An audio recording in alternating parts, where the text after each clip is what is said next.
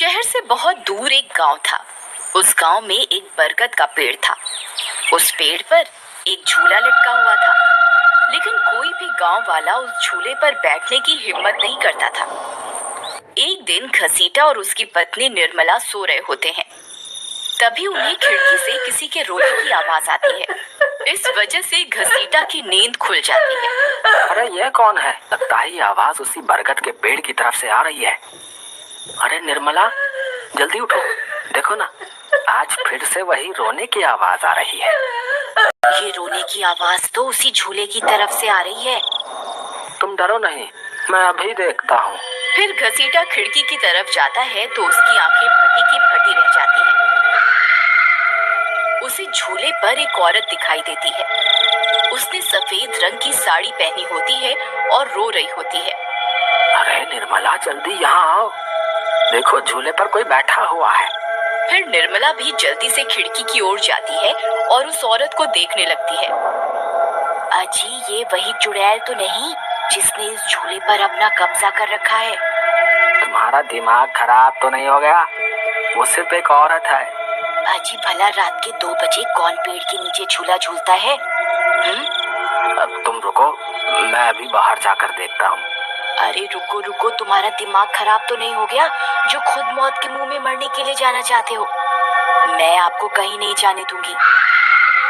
तभी वह चुड़ैल अचानक से गायब हो जाती है। ये सब देखकर वे दोनों डर जाते हैं। अरे मर गए रे, ये तो गायब हो गई। मैंने आपसे कहा था ना जी, ये कोई आम औरत नहीं है। तुम सही कहती हो निर्मला, इस झूले में जरूर कोई गड़बड़ है। तभी कोई गांव वाला इसके आसपास जाने में भी डरता है। अजी, आज तक तो हमने इस झूले के बारे में सिर्फ अफवाहें ही सुनी थी। आज तो अपनी आंखों से देख लिया। मैं अब इस घर में और नहीं रहने वाली। फिर अगले दिन निर्मला का भाई अपनी पत्नी के साथ शहर से उसके घर आता है। अरे निर्मला बहन, तुम कहाँ हो? अरे भाई, तुम आज तुम्हें अपनी बहन की याद कैसे आ गई? बस ऐसे ही बहुत दिन हो गए थे, तो मैंने सोचा अपनी प्यारी बहन से मिल लूं आज। फिर वे लोग पूरा दिन हंसी मजाक करके बिता देते हैं। और फिर रात होने पर, बबलू भाई, तुम नीलू के साथ इस कमरे में सो जाओ, हम साथ वाले कमरे में सो जाते हैं। और हाँ, तुम्हें किसी चीज की जरूरत हो तो मुझे बता देना। फिर इतना बोलकर निर्मला अपने कमरे में सोने के लिए चली जाती है। फिर कुछ देर के बाद नीलू की नजर खिड़की के बाहर उस झूले पर पड़ती है। अजी, इधर आइए, वो देखिए, वो पेड़ के नीचे एक झूला लगा हुआ है। हमारे शहर में तो ऐसा कहीं देखने को नहीं मिलता। चलिए ना, मेरा बहुत मन है झूला झूलने का। चलिए ना। अरे रुको रुको, अभी तो रात हो गई है, सुबह होते ही झूल लेना, अभी सो जाओ। फिर इतना बोलकर बबलू सोने चला जाता है, लेकिन नीलू उसी झूले को देखती रहती है। अजी सुनिए ना, चलिए ना, मेरा बहुत मन है। लेकिन बबलू नीलू की बात को अनसुना कर देता है और सो जाता है। फिर नीलू सोचती है, अरे ये झूला तो एकदम घर के पीछे ही है। मैं खुद ही चली जाती हूँ। फिर इतना सोचकर नीलू घर से अकेले ही निकल पड़ती है और सीधा उस झूले के पास पहुंच जाती है। अरे वाह, जैसा मैंने सोचा था ये तो बिल्कुल वैसा ही निकला। आज तो मजा ही आ गया। फिर नीलू उस झूले पर बैठ जाती है और झूला झूलने लगती है।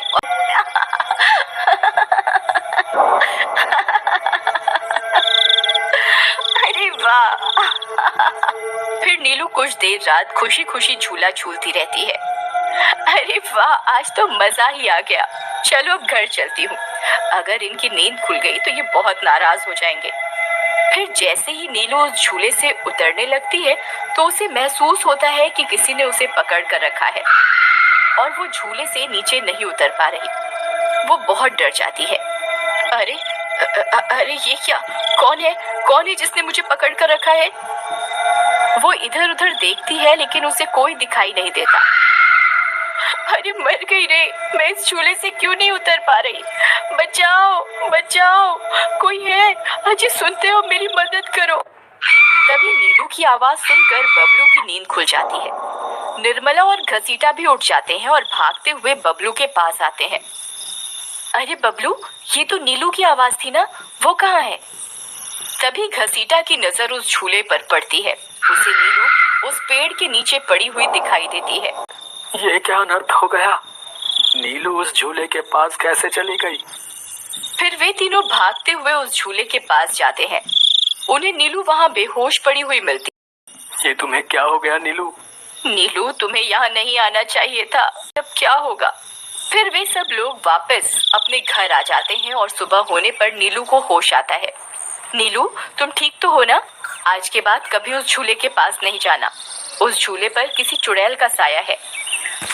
ठीक है दीदी, मैं आज के बाद उस झूले के पास कभी नहीं जाऊंगी। फिर रात होने पर सब सो रहे होते हैं। तभी नीलू की नींद खुल जाती है। उसकी आंखें लाल हो जाती हैं और उसके पैर उल्टे हो जाते हैं और वो घर से निकलकर झूले की तरफ चल देती है और झूला झूलने लगती है।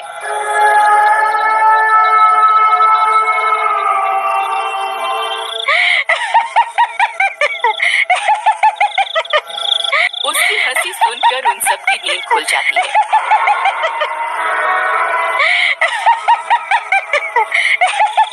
निर्मला और घसीटा भागते हुए बबलू के कमरे में आते हैं और नीलू को वहां ना पाकर परेशान हो जाते हैं। ये नीलू कहाँ चली गई? फिर वे सब खिड़की से झांक कर देखते हैं तो उनकी आंखें फटी की फटी रह जाती हैं। नीलू झूला झूल रही होती है। अरे मर गए रे, ये नाक मीठी तो फिर से झूला झूलने चली गई। अरे बेवकूफ बबलू, अपनी पत्नी को संभाल कर नहीं रख सकता क्या? देख तेरी पत्नी आधी रात को कैसे झूला झूल रही है। दीदी मुझे माफ कर दो, मैंने इसे समझाया भी था कि उस झूले की तरफ कभी मत जाना। अरे जल्दी चलो, हमें अभी नीलू के पास जाना होगा, कहीं कोई अनर्थ ना हो जाए। फिर वे तीनों भागते हुए उस झूले के पास पहुंच जाते हैं। ए नास मीठी नीलू, चल जल्दी से इस झूले से नीचे उतर। तुझे कल भी समझाया था ना इस झूले की तरफ नहीं जाना, एक बार में समझ नहीं आता क्या?